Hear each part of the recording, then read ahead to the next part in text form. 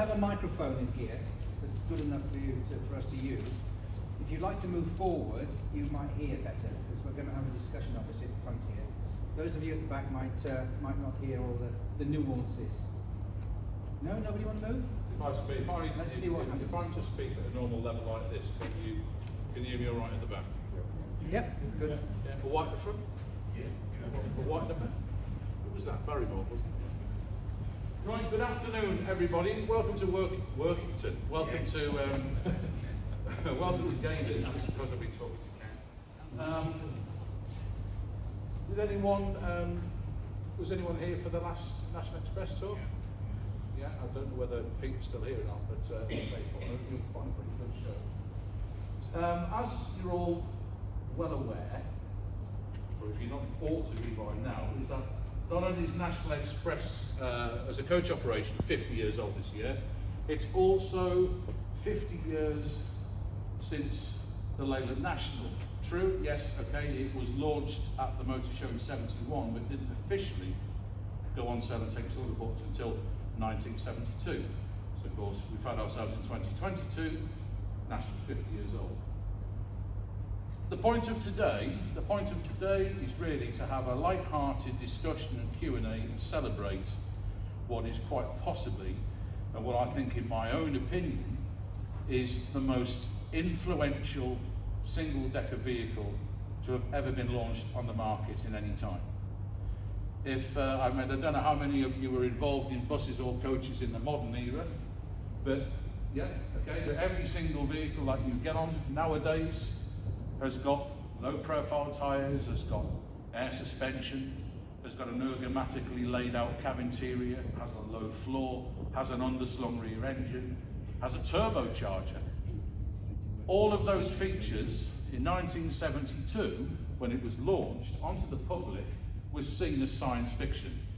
So as you can imagine, a lot of people looked upon the National with gaze and wonder, and a lot of die-in-the-wool fleet engineers thought it was the last thing they needed.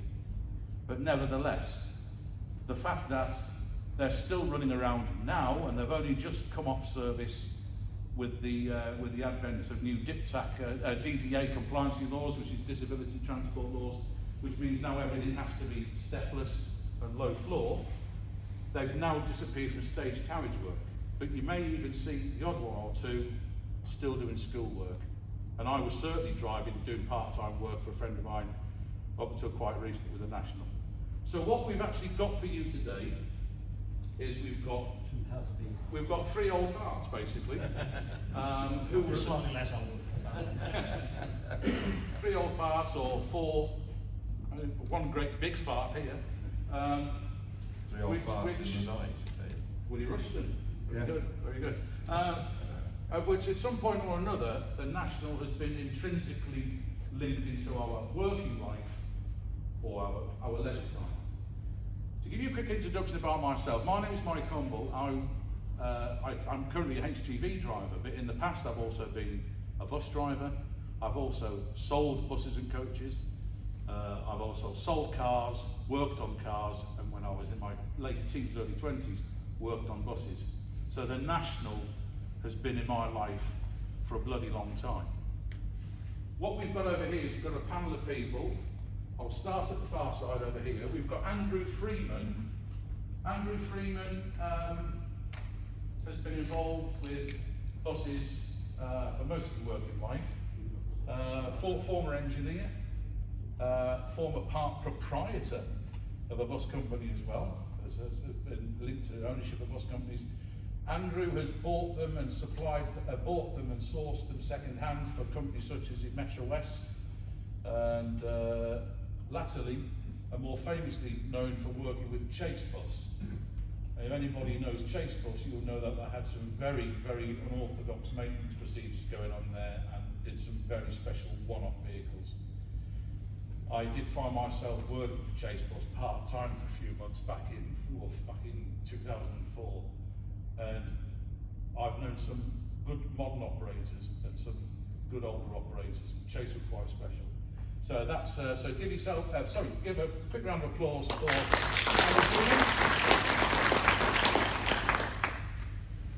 This this old fella here was just wandering around outside a little while ago. This is Ken Hargreaves. Now, Ken Hargreaves was, have I got this right here, production superintendent.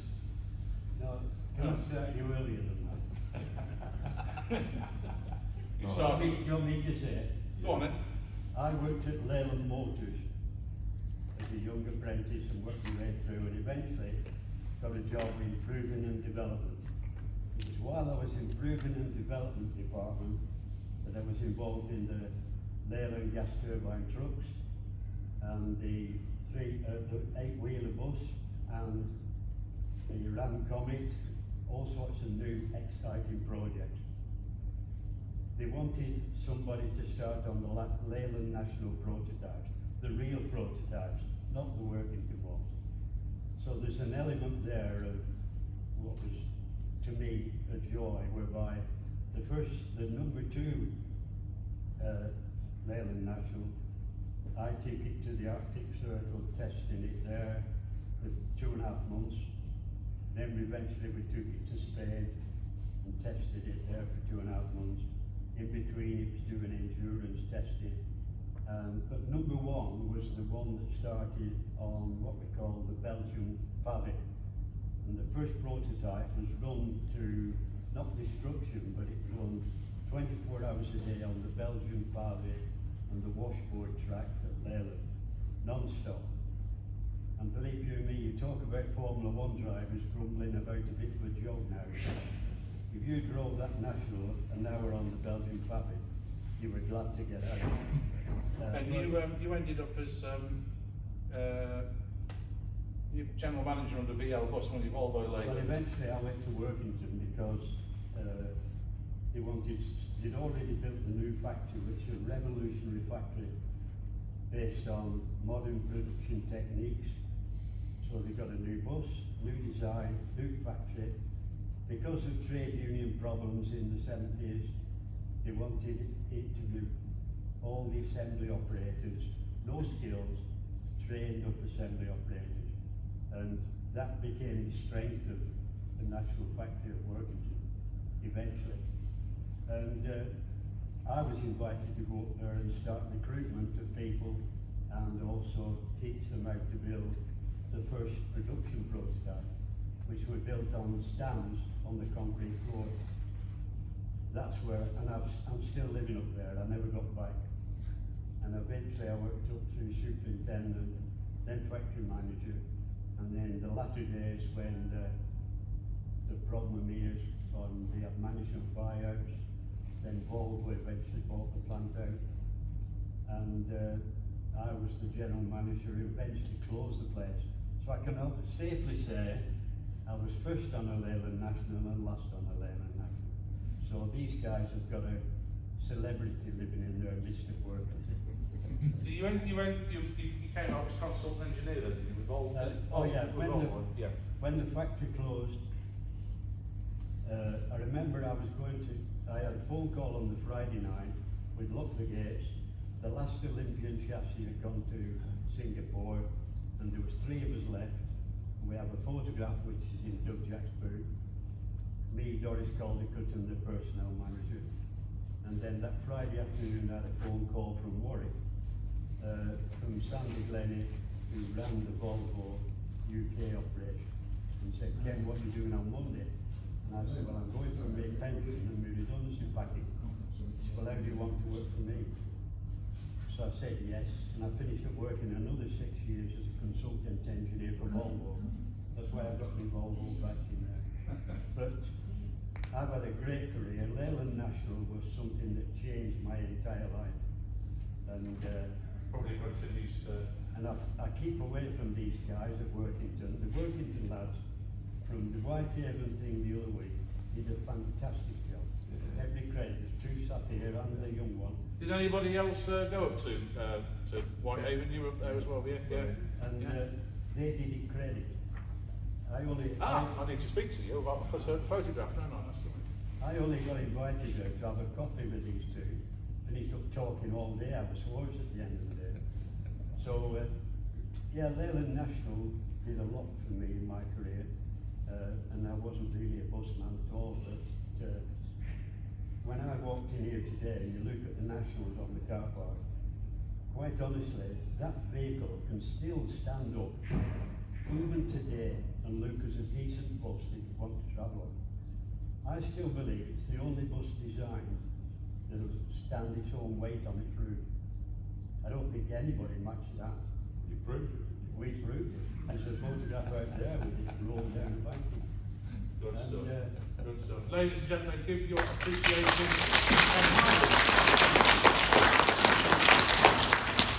It also says on my footnotes that Ken is also available for birth, marriages and bar mitzvahs after the speaking. And last but by no means least, we have got Mr. Barry Wills. Mr. Barry Wills, you started off with Jaguar. Mr. Jaguar apprentice, did you not? I certainly most certainly did. And then you worked with Daimler buses, Guy trucks, and then found himself at Leyland in 1968 as, see if I can get this right, supplies and procurement manager. Exactly. For 1971, he worked directly under the authority of Marcus Smith and the late great Joe McGowan. He was all right. He's worth a mention because if it wasn't for Joe McGowan, Yeah. National would have never happened. Barry then afterwards left Leyland in 71. He's basically just worked for anyone else really after that. He's worked with Reliance. He's worked with DeLorean. He was the last employee at DeLorean at Dunmurray. Like Ken, I was first man out and last man. Yeah. First man in and last man. Last man out. And Barry's also got an unenviable reputation of every company that he's ever worked for is now no longer in existence. I don't know how you. No one belly up. I don't know how you've done that. Not necessarily when I was working for him. Absolutely. Also, he is quite an accomplished author. He's got 2 books out. Have you not? 2 books with 2 books. Yeah. Yeah, I'm amazed to find if you Google me now on, if you Google me, my name, it comes up as Barry Wills author. Who the hell put that there? I do not know. That's the last thing I expected to see. Yes, and an accomplished author. And also, some say was the inspiration for Ken Wedlock's 1981 hit, The Oldest Swinger in Town. He's a good all-round egg, and anything to do with supplies, that sort of thing, directed questions towards Barry. Ladies and gentlemen, Barry Wills. Try nothing smaller. You made me read all that blurb about your authoring. Yeah. You're complaining now, eh? But you need it more than me. By the way, you don't spell accomplished like that, mate. Oh, right, sorry. Right.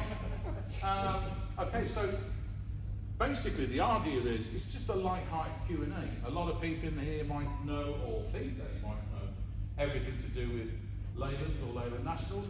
Some may know nothing, some may be enthusiasts, so it doesn't matter really if your question might sound trivial and silly to you. If you're going to learn from it and you don't know it, ask the question. That's what we're all here for.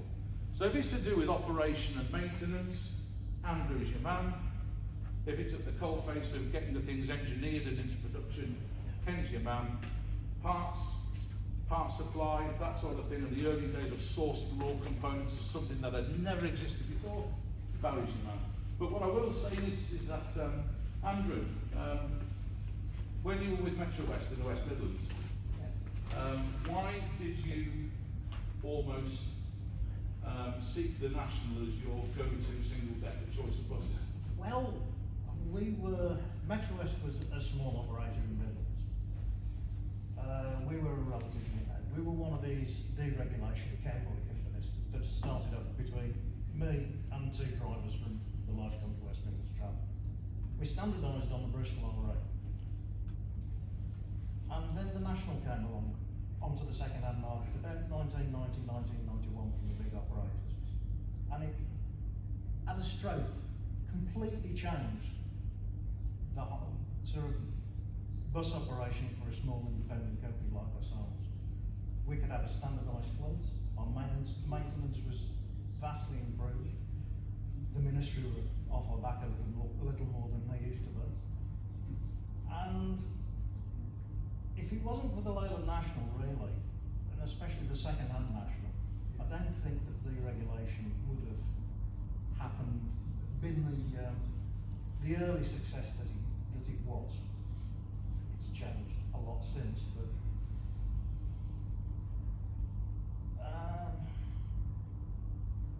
Did you tend to find, did you go for it because they were standardly plentiful and cheap? Or did you- that's it. I mean, around about the early 1990s, large operators, big companies, ex-NBC companies, were starting to get rid of their nationals. So it was all of a sudden we had this giant sweet shop of which operator we decided we liked best, and London Transport Leyland Nationals were the in thing. We bought probably about 10 or 15 of those nationals. They were cheap, they were standard. I hadn't got the best interior layout in the world, but we could cope with that. You could get parts off the shelf, unlike the RE, and you didn't have to adjust the brakes every 5 minutes. And they were an ultimate godsend. They kept our company afloat in those The early bloody things years. wouldn't rust either, wouldn't they? Oh no, they were easy to maintain, easy to manage. Once you got your head around. Imagine if you had a fleet of dual dominants, we ran the yard and dust pan and brush every week.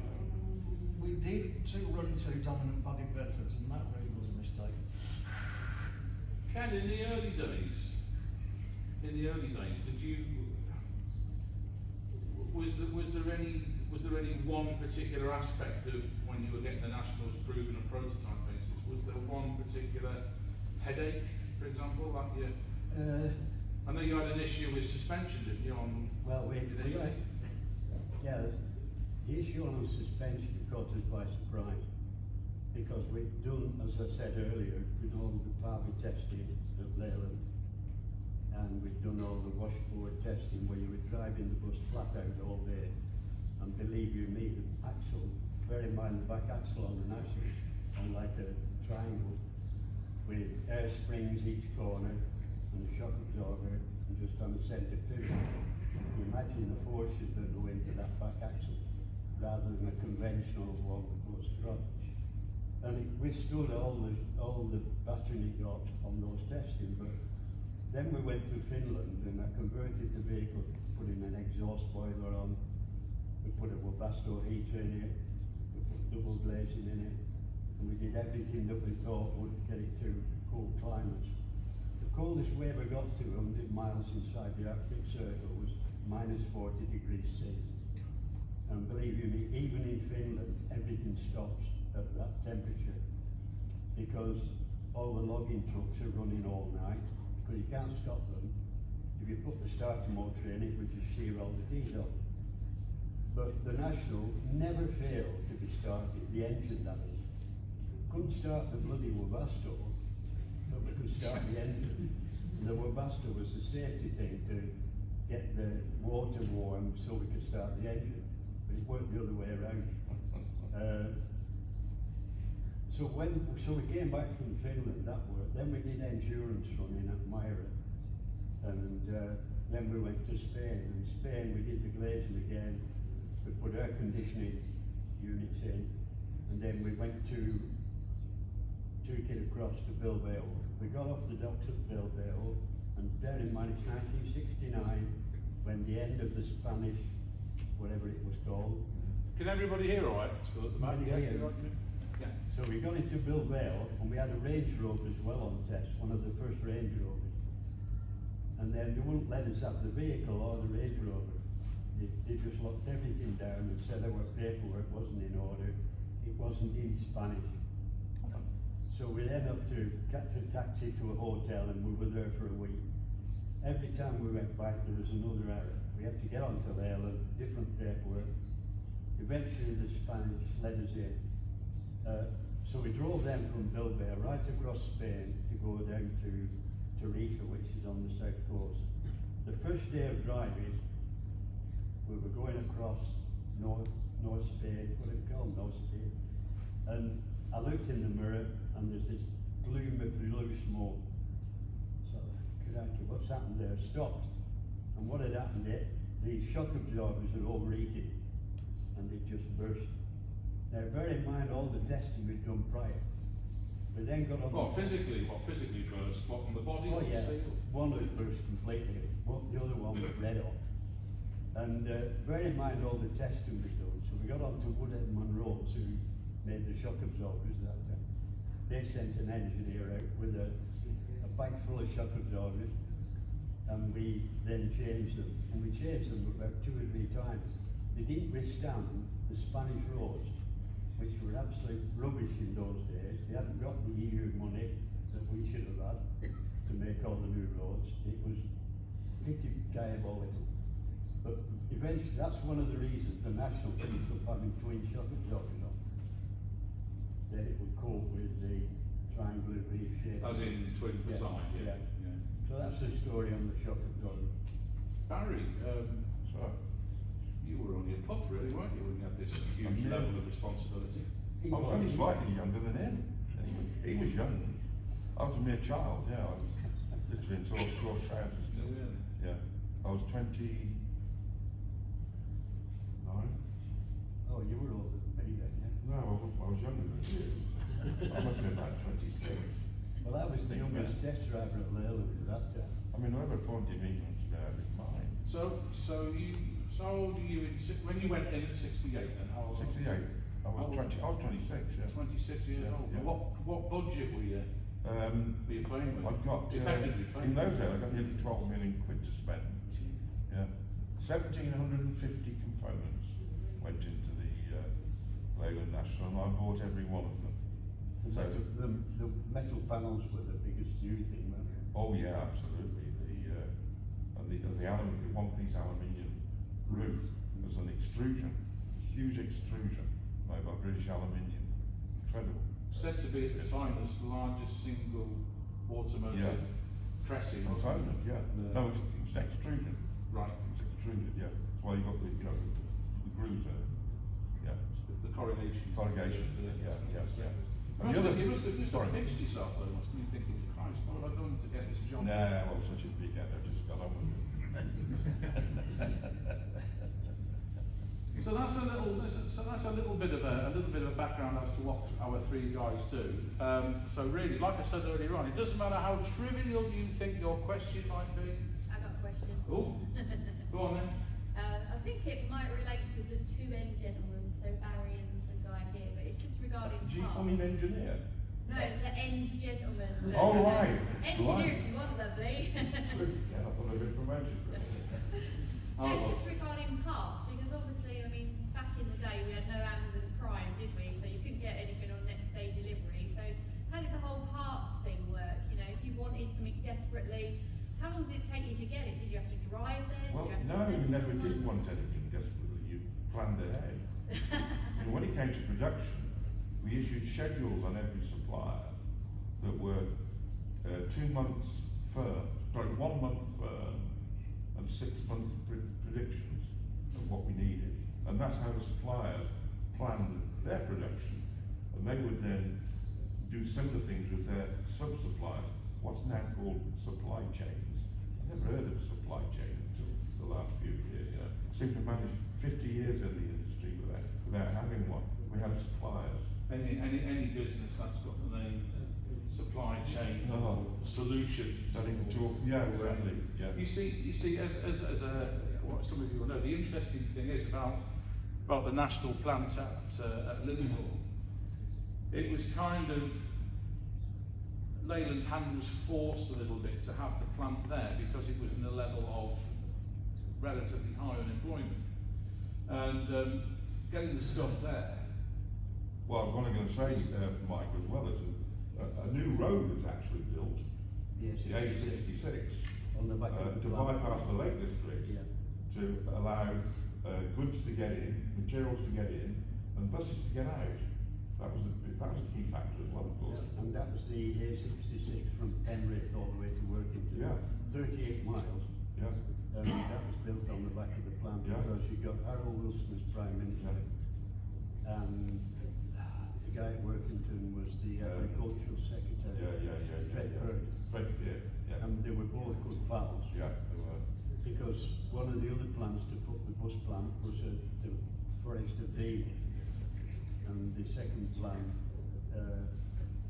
I didn't know where Workington was then, so Forester Dean sounded good to me. But having said that, Workington, with the history of it, turned out to be not only revolutionary in its day, but it became its strength. We eventually closed the plant at London, the Titan, where they built the Titan, because the people at London wouldn't build the Titan. The industrial problems they had, they wouldn't build it. And David Quainton, who was one of my bosses who went down there, I'm not saying he failed, but the whole thing failed. And eventually they transferred all the Titan production to Workington. It was a doddle. I still think that was the best bus that was ever built. I keep telling these Workington guys, I want them to buy a Titan, because it absolutely, to me, was a superb vehicle, although it was built on London specification with hydraulic brakes, and that was it. It was just a little bit too extravagant, Yeah, wasn't well, it, Tommy? nobody wanted hydraulic brakes other than. Anyone else got anything for our... Can I just Oh, finish? sorry, off? yeah, go. The strength that came to Workington was, down here sat on the front row is a bloke called Bob Scott, who was the guy who certified every national, because we eventually were so good at quality, don't say it, that we got self-certification. And Bob Scott, he sat here today, he was the guy in charge of that. Not only that, but Volvo introduced the V10M, then we were built in Olympians. I was given the task of introducing the Volvo quality system. Now Volvo, rightly or wrongly, have one of the best quality systems in the world, and they do a quality audit on every vehicle. I got pretty good at doing quality audits. In fact, when I finished that, I went to do a separate one. But they measure the quality of each vehicle.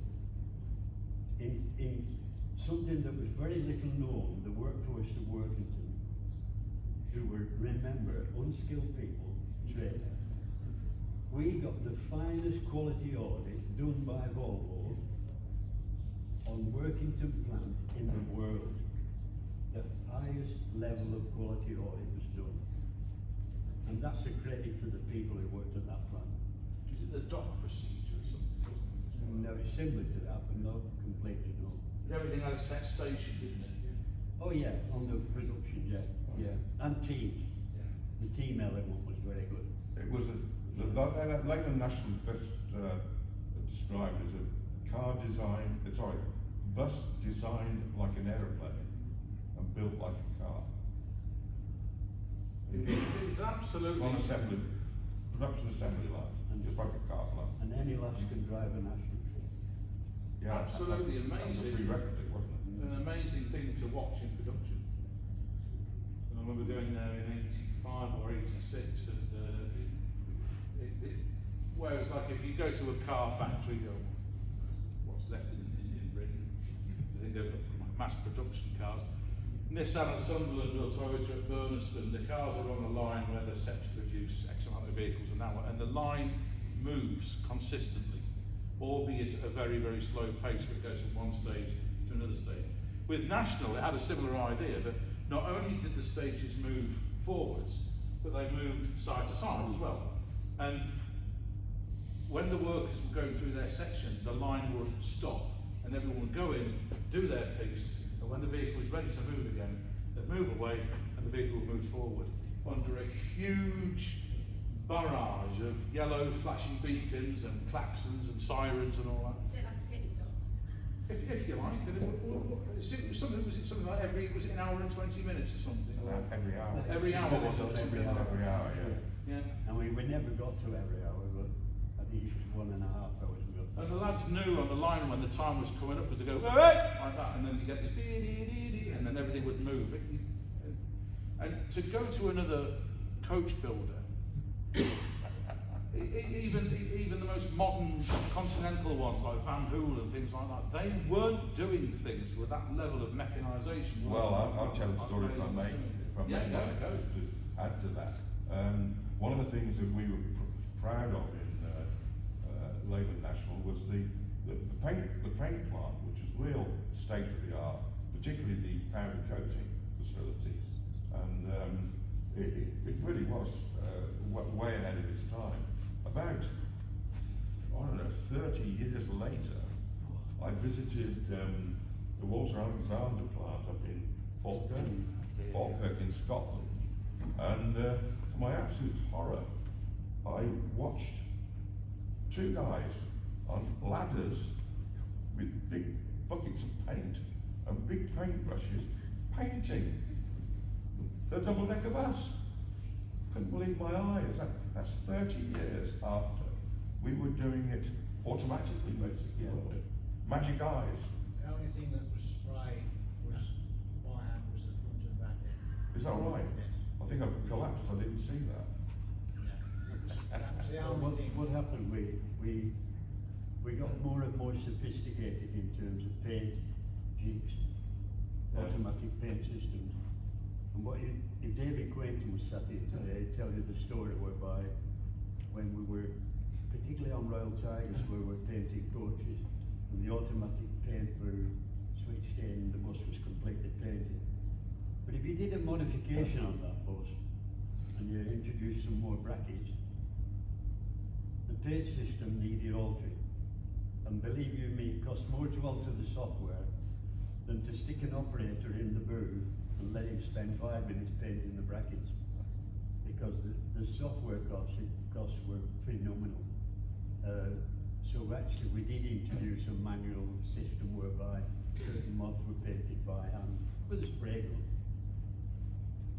There was Can I just tell Yeah. another little story?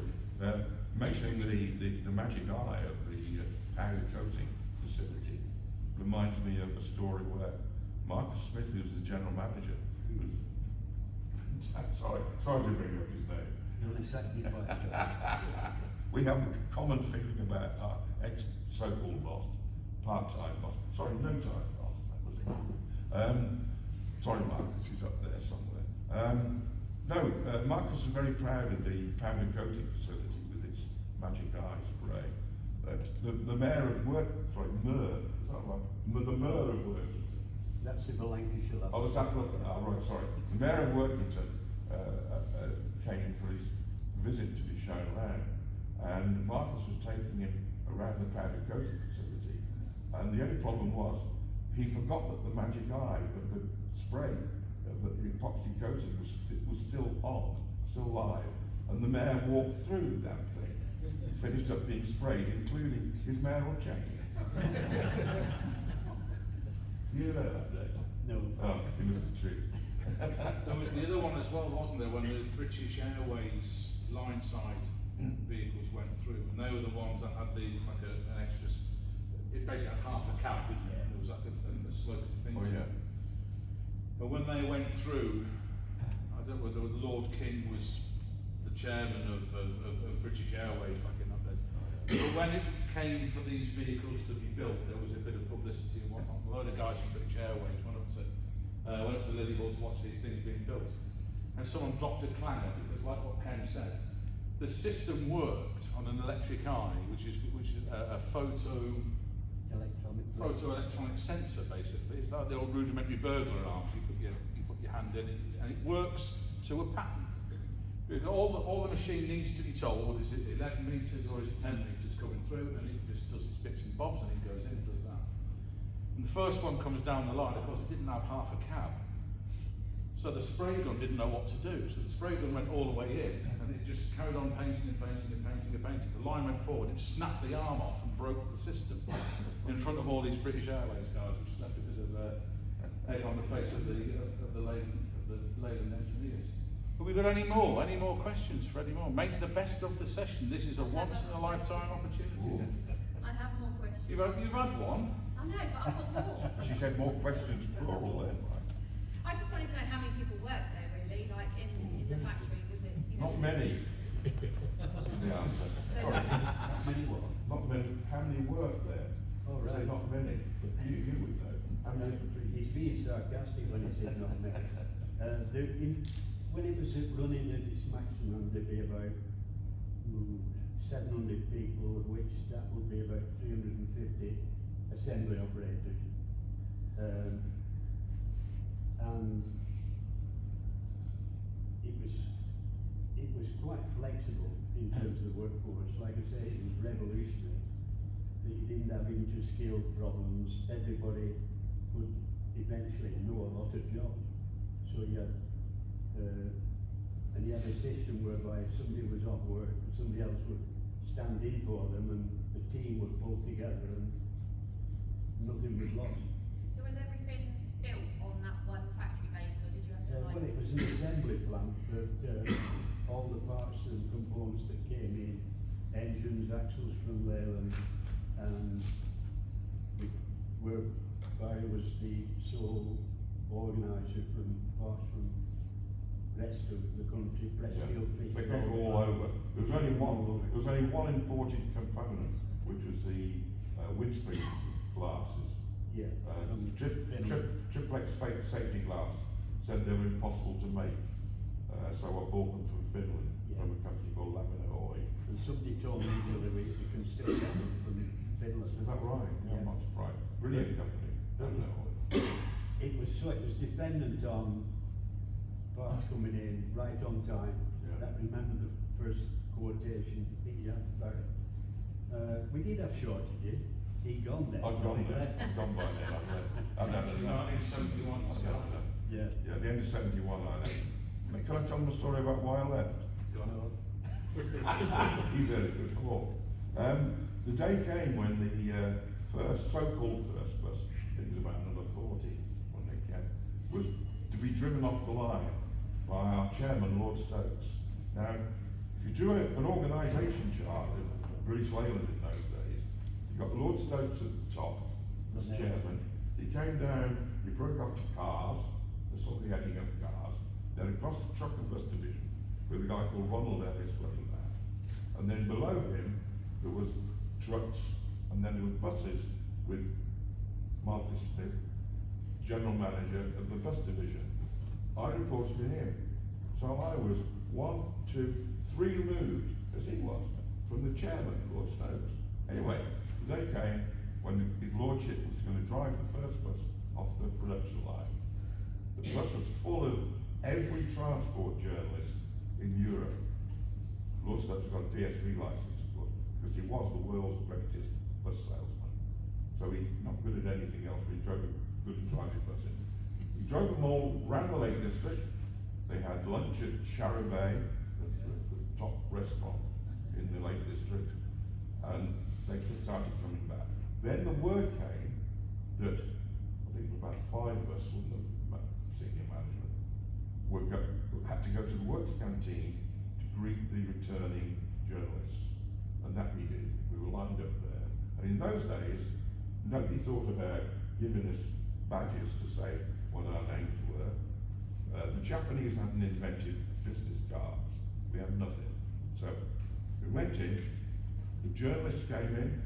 I found myself in a group of 5 guys I've never met in my life before, talking to them, chatting angrily. And then his lordship entered the room and started working his way around the room. Oh, we'd all got a glass of British sherry, I think it was, wasn't it? Really splashed out on that game. And we're sipping away at our British sherry. And up comes his lordship to the group of people I'm standing with. He chats to a couple of journalists he recognised. And then he looks at me and he said the immortal words that I shall carry to my grave. And which newspaper are you with, young man? Worked in the office below. I said, Lord Stokes, it's so small you wouldn't know it. And I walked out. 3 months later, I abandoned my Leyland National Bus as my company bus to go backwards and forwards to work in, and I traded it in for Reliant 3-wheeler. Reliant Robin, I went to work for Reliant Motor Company in Tamworth. So the lesson there is, when you're the boss of a company, get yourself briefed as to who the hell did the damn work for you. So you know who they are, whether or not they're carrying a badge. I used to like the idea, because when I was always proud of the fact that I started as an apprentice at Leyland. Now that was a good apprenticeship, believe you me. Not as good as Jack Lewis. No, the thing is, yeah, I'll give Well, I'll give you that. Bill Lyons, Everybody- William Lyons, everybody- did send his son to Leyland The as an thing apprentice. is, yeah, you got a chance. I feel sorry for youngsters these days because they're pointed in the direction of degrees Yeah. for the sake of degrees, that'll guarantee a job. I didn't have a degree. I only took engineering qualifications when I was working for Leyland as an apprenticeship, and I got my ONC and the HND. I didn't want to go any further because I got an exciting job. But the thing is, things have changed. But I tell my grandsons now, I could have gone at Leyland. I could have gone to the local works Norwich. I could have gone to de Havilland Aircraft Company. You could have got a job anywhere. Yeah. It's what you fancied and you wanted to aim for. Yeah. And I feel sorry nowadays we've lost that. Yeah. But you had a chance to work up the ladder. I don't think I would have got up as far as I did these days because I didn't have a degree. In fact, I'm an engineer. There's no glory in that.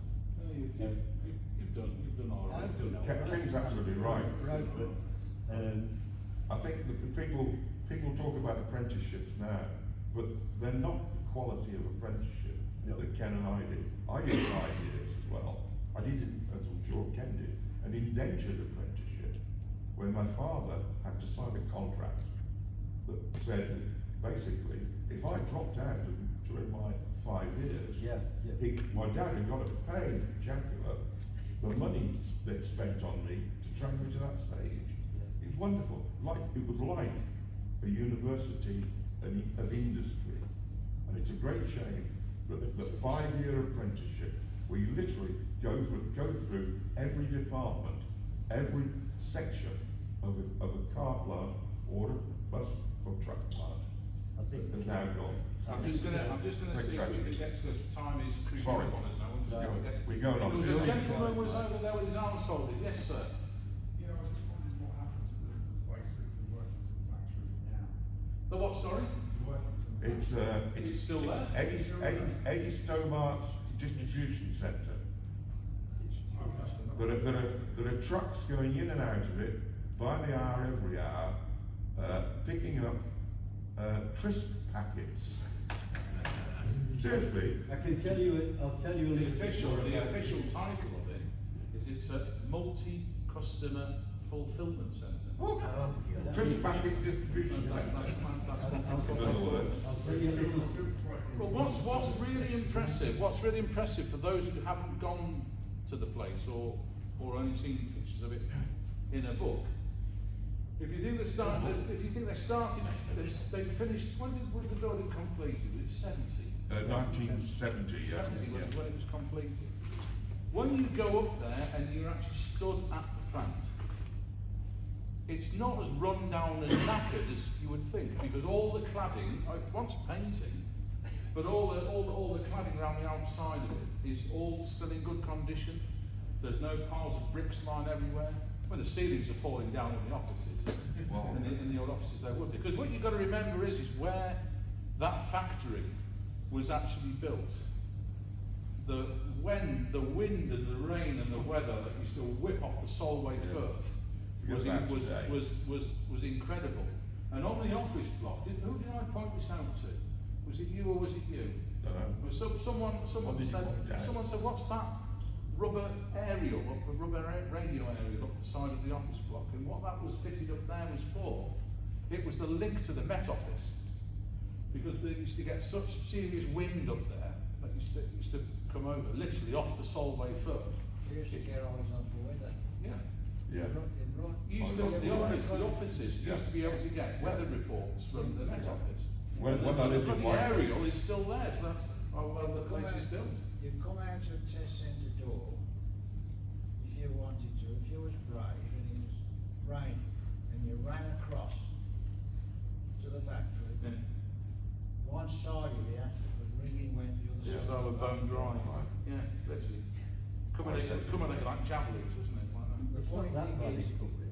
You work for Come on, Ken. Yeah. Encouraging the call, encouraging the call. I did know that. You went to Leyland. Yeah. So did I. Did you? Yes. Did you work at Rye when I was Yes. there? No, I worked on the taxi when he went. Oh, that's way after. Way That's after. after I Yes. resigned. So Anybody else got one? You were going to ask me about Gaylord.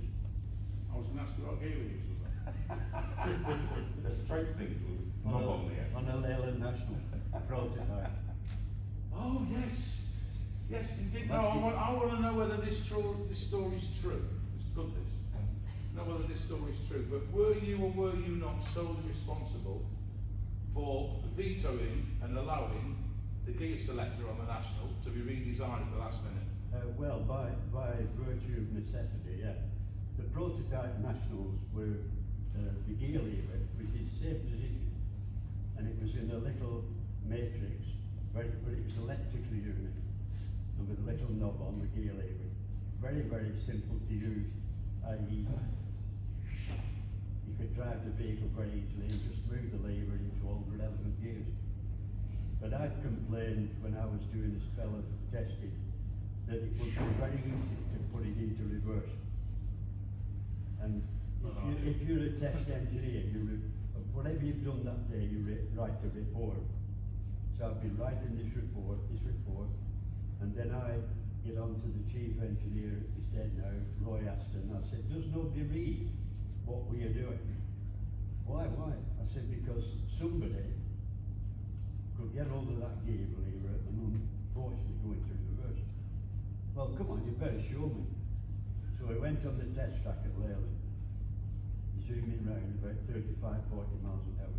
And it was the 10-metre prototype, which had a higher rated 510 engine in it. It was an absolute flying machine. Beautiful prototype, that. And we're zipping round, it's like a big figure of 8. And all of a sudden, I said, well, just come through fast. Which he did, straight into reverse. I was stood up at the side of the driver's pole. The vehicle just leapt up in the air and was digging its nose in. And behind us a trail of, the gearbox was fine, the engine was fine, suspension was fine, but the diff was in bits all down the track. The back axle had just literally exploded. In fact, it's a- when we took it back to the Proven and Development Department, I stripped it down and we laid it all on the floor. And it's the first time we got sacked by Marcus Smith. Really, I got sacked once. No, 5 times. I didn't work for Marcus Smith. Marcus Smith was taken over Workington as the top man. Yeah. And I was working for Leyland. Yeah. So he walked into the Proven and Development shop, saw this area with broken bits on, and then came to me and said, what's all that? And I said, well, hang on a minute. He said, you shouldn't have that on here for everybody to see. I said, well, hang on a minute, this is a secure area. You shouldn't be seeing it anyway. And he looked at me and said, do you know who I am? I'm Marcus Smith. I said, I'm talking about anybody. He said, well, if you're leaving that there, you should be sacked. Well, I took a hit exception to that.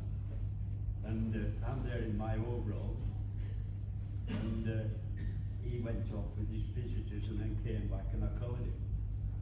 I said, Mr. Smith, with due respect, you should have told somebody you were visiting.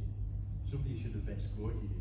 And secondly, you cannot sack me by anybody. I don't work for you. I said, yes, you leave right away. Funny enough, that's the guy that encouraged me to go and work for him and show him how to run the Workington. But he was a peculiar guy. He was a traditional engineer. Came from the bus industry, had to have a chauffeur, had to have his own office, secretaries, the whole hierarchy. The only one to have his own office. And chauffeur. Yeah, you try negotiating with suppliers. Yeah, when you telling them you're giving them a hard time in an open office plan. You know, Yeah. you bring the house down. Yeah. You describe me as having a booming voice. You ought to have heard my booming voice when I was younger. Oh, it's terrible. He's got a cracking booming, but the thinking man's Michael Barrett, isn't he? Proper boom. Can I just tell my quick Michael? Well, I think Andrew needs to. Oh, go on, yeah, Oh, yeah, go yeah. on. I'm sorry. Can I tell my, Can I ask a question about I want to come back there. Can I ask a question? Yeah. Some people have asked me since what I thought of the 500 engine. Okay. Now, I can't honestly answer that because from my experience with the 510 engine, which was the one that was built without a cylinder head, it was fantastic. But I don't really know how it lived up with customers, people, because I know that from people have told me if you had a good one, it was a good one. Pull up a chair, folks. You get it back for Well, it's remarkable after all this time of running Leyland Nationals and dealing with the 510 engine, I finally get to meet the person that specified that fuel pump on the front of that engine. It is, I didn't specify it. oh, I might have you bought must, it now. you must have bought it. Nice It is the cheapest, nastiest Oh, piece of equipment cheapest. I've ever seen in my life. Oh, To see cheap. anything like that. I hate hearing that word. Oh, If anybody's got a nerdometer app on their phone, Yeah. it's going to go up into the red in a second now. I can go on to full-on Leyland National rant at this point. When I was working at Chase, we looked into the smoke issues with Leyland Nationals and the 510s. What the biggest problem is when you have a turbocharged engine, you're introducing more oxygen into the engine, so you can introduce more fuel. Or in theory. In theory. With the 510, you couldn't do that. So you had to introduce too much fuel right at the beginning before the turbocharger started boosting. So you got black smoke. You always would. You couldn't get any way around it. A lot of the noise that you hear of a Leyland National is actually that fuel pump. Yes. SUV check. We changed, while I was at Chase, we changed the fuel pump. We actually built our own using a DPA rotary pump. And we also ran non-turbo as well, which was quite interesting to say the least. And it made it sound like a normal Leyland engine. And we sat down with pieces of hoses to our ears, and we worked out the majority of that clapping noise is actually the fuel pump itself. It's not actual diesel knock per se. There's no diesel knock on it. No. It's an engine that does run particularly advanced because of the design of it. It's funny because it was very susceptible to the standard of maintenance that it got. If it got a good vision inspection and the buses were on regular PMIs, and people don't know, it's preventative maintenance inspections, where they're stuck over a pit every 6 weeks, 12 weeks or whatever. A lot of operators found the National to be quite reasonably reliable, and a lot of operators did quite well out of them. For example, was it Plymouth? Were reasonably happy with those. United Counties that operated Northants, Bedfordshire, that sort of thing, they were reasonably happy with them. Some operators just couldn't get on with them, and it was all really down to the fact that they were very maintenance intensive. You had to keep an eye on things. If something was going wrong, you had to get it dealt with sooner rather than later. Now, preventative maintenance was probably very common in the olden days, but nowadays, if you phone in and say, oh, every time I'm idling, I've got an all-light winking, they'll just say, oh yeah, just put up with it. They'll just wait till the bloody thing explodes rather than get it off the road. But before we wrap things up, the interesting thing about the 500 I could never understand is that when they were brand new, they would start on the button in any weather. Why was it that when they were 6 months old, all of a sudden they'd lost all ability to start up on a cold morning? With or without the ether alcohol injection system working on. You've got a National brand new, or you've got a Regal engine in it, for example, brand new. You get it on a cold morning, stick it into West, turn ignition on, fire up and it would go. 3 months down the line, the bloody things would never start. Did anyone ever find that problem out and why? We didn't know there was a problem, did you, Ken? Chase Bus, for example, had a really good system on nationals. They wouldn't go in the winter, couldn't get them going in the winter. So rather than have a fitter running around in India with a sack bag full of batteries, they repositioned the air filters, didn't they? Yes. So there's a little flap on the side. So you open the flap, you took the can off the top of the air cleaner, and you got a blowtorch. You lit a blowtorch, and you just fire the blowtorch into the air can, while someone at the front was turning the key, and then it would catch. And once it started, it would run. One of the main reasons why we moved the air filters on the nationals before with the Chase was the original air filter arrangement sucked air up the near side rear corner of the bus, which was all well and good when they were new. But when they got old, that ducting broke up, and it started sucking air in from the engine compartment underneath the bus, which increased engine wear and black smoke.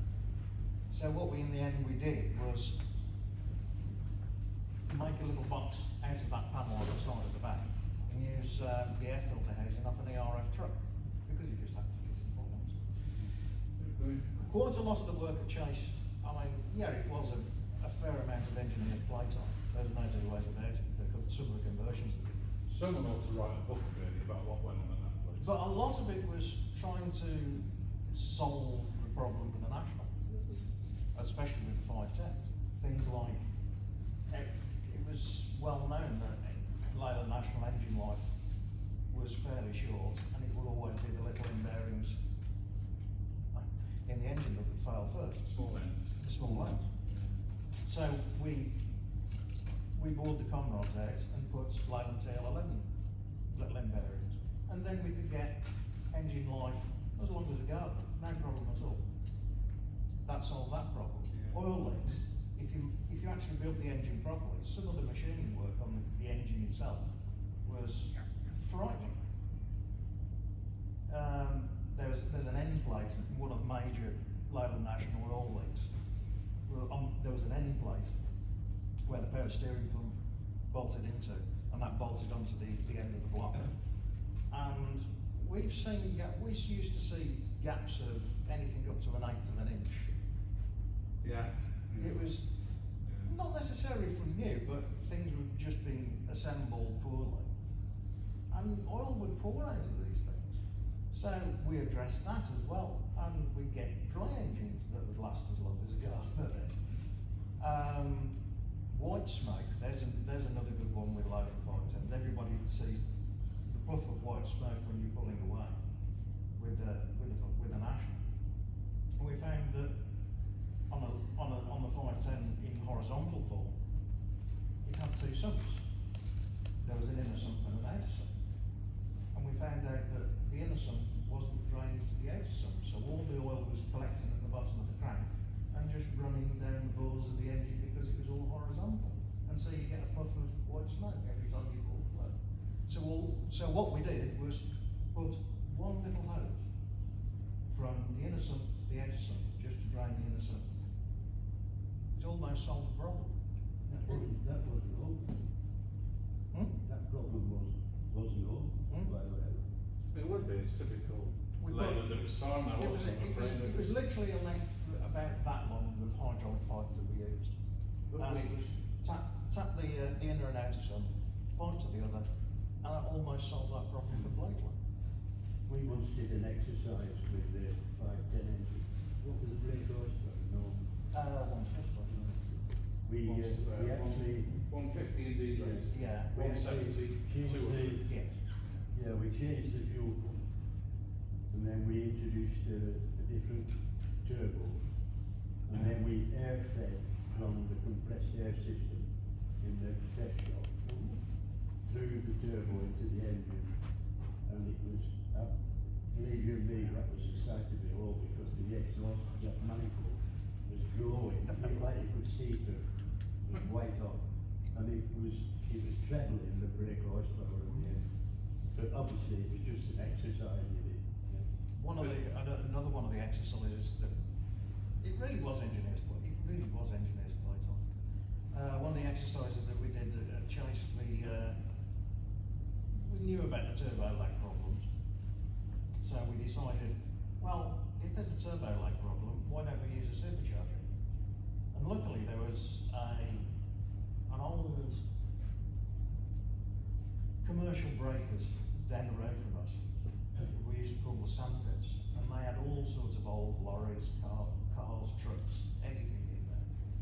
And we found a Comet TS3.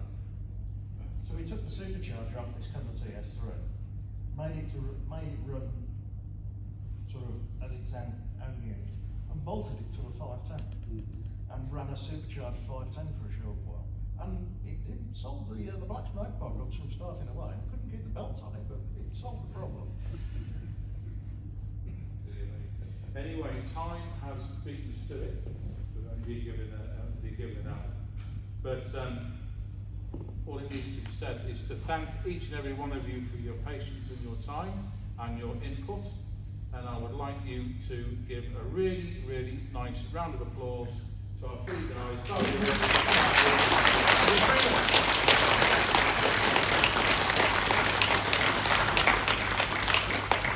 I thought that tenner I gave you was going to buy me a short commercial. This is my book, my second book. There's a lengthy chapter on the early years of Leyland National, because as you know I left fairly soon after production started. I've got a few copies with me, £25 of good value reading. Forget how many words, full of pictures. You don't have to read the words, you can look at the pictures if you want to. I've got a few copies with me. If not, it's available on eBay UK. Not even how many? A young Ken Hardy. A young Ken Hardy is mentioned in it, yeah. You stole one of my photos and never told me. Oh. Anyways, folks, enjoy the rest of the show. Thank you. Thank you very much.